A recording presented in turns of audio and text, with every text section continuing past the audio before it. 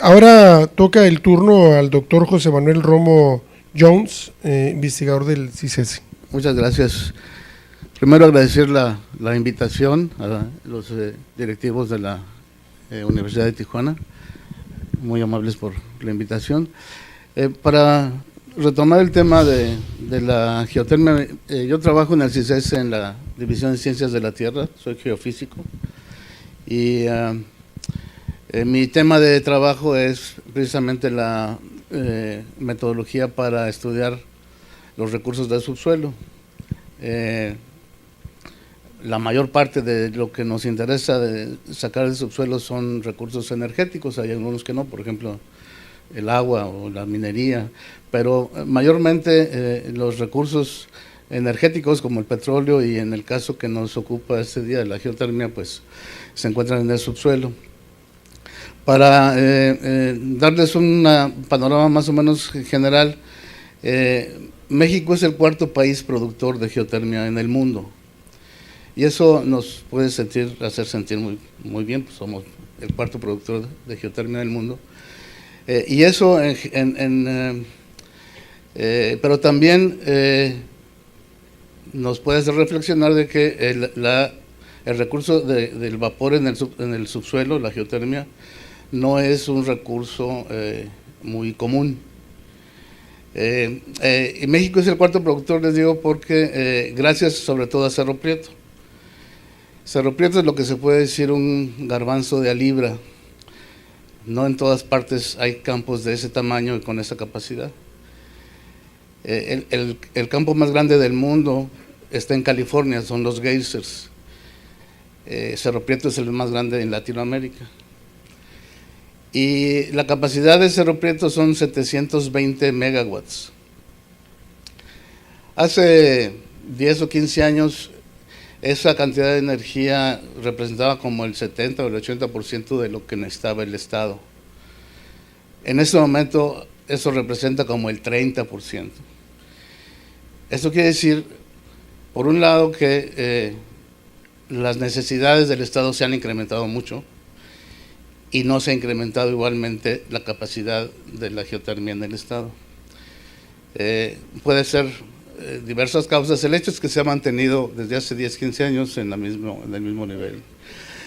Comparando con otros campos, en el país tenemos 4 campos geotérmicos que estamos explotando.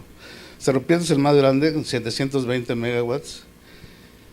Y hay otros 2 en lo que llamamos el eje volcánico mexicano. Uno es Los Humeros, que está en Puebla, y en Los Humeros se producen como unos 30 o 40 megawatts, comparados con 720 de Cerro Prieto.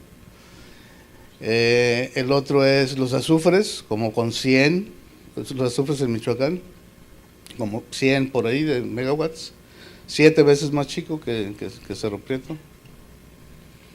Y el otro más reciente es en la península de Baja California, cerca del paralelo 28, Las Tres Vírgenes se llama. Está ya en Baja California Sur, entre Rosalía y Santa Rosalía y San Ignacio.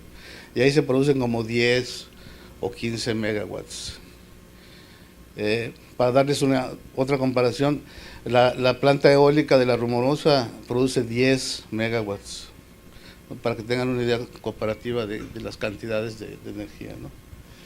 Entonces, con esta suma de esos 4 campos que se están explotando actualmente,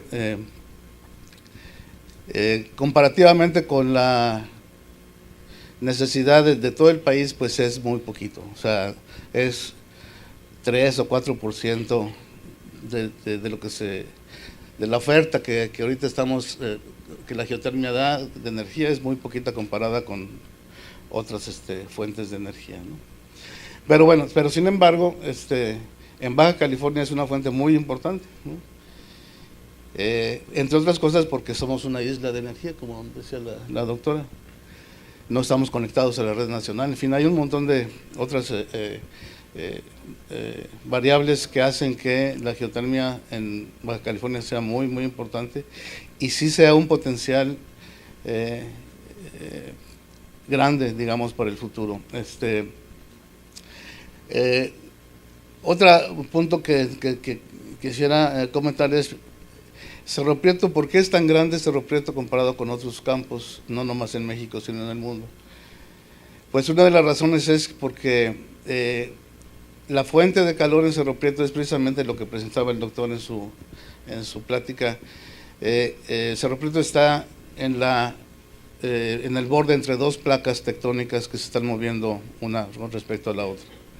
Y eso genera calor en el subsuelo, y tenemos además, para que haya geotermia, no necesitamos solamente que haya calor, necesitamos también que haya agua. Si tenemos calor y no hay agua, no hay geotermia. Y además de que haya agua, necesitamos una tercera condición, y es que haya los geofísicos llamamos una capa sello o una capa de roca impermeable que no deje escapar el vapor del subsuelo. Porque si hay calor y hay agua y se empieza a ver vapor, si no hay una capa sello, pues el vapor escapa, se va a la superficie y sale por manantiales o por puntos termales como los que conocemos también a lo largo de la península.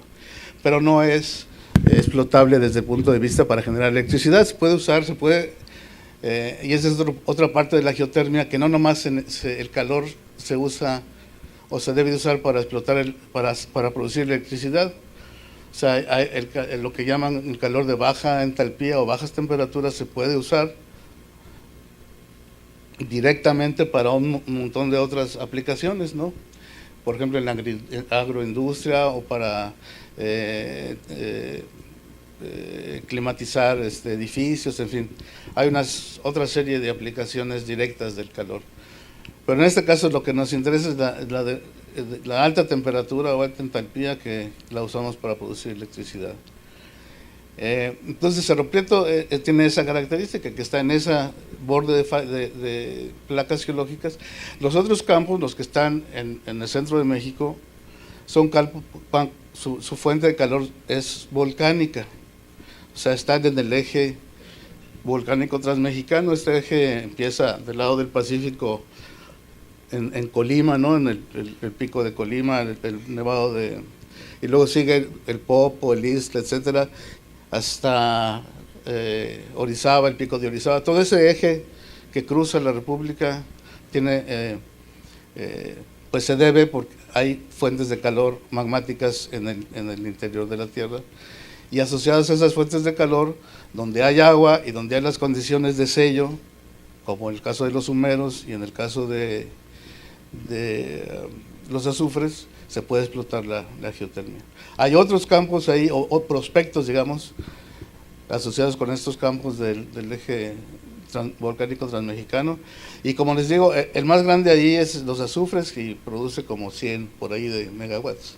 Así que la suma de todos esos representa un potencial grande, pero acá en Cerro Prieto, solo 720 megawatts es un campo muy grande, y se ha mantenido así, como decía al principio, durante los últimos 10 o 15 años. No ha habido más actividad de inversión y de exploración para ver si hay otros, si se puede ampliar el campo o si hay otros aledaños. Una perspectiva muy importante, la que explicaba el doctor, en todo el Golfo de California, que es ese mismo límite de placas donde está Cerro Prieto, pues se continúa hacia el sur por el Golfo de California. Entonces probablemente hay muchos otros puntos interesantes ahí, no los hemos estudiado. O sea, hay muy poco que sepamos sobre si hay posibilidades en algunos de esos sitios. Sabemos que si hay calor, eso sí. Hay otros lugares, sabemos por ejemplo que en Guaymas hay unas chimeneas, ahí son famosas esas, se han explorado un poco. Sale agua a muy alta temperatura en el fondo del mar, en la cuenca de Guaymas, y esa sería, digamos, una manifestación superficial clara de que puede ser explotable. Igual que en tierra, por ejemplo, en Cerro Prieto, las primeras manifestaciones eran superficiales, y por eso se empezó a explorar ahí, pero hasta lo peor tenemos 40 años estudiándolo. En el Golfo de California no lo hemos estudiado, aunque sabemos que de su potencial, digamos, ¿no?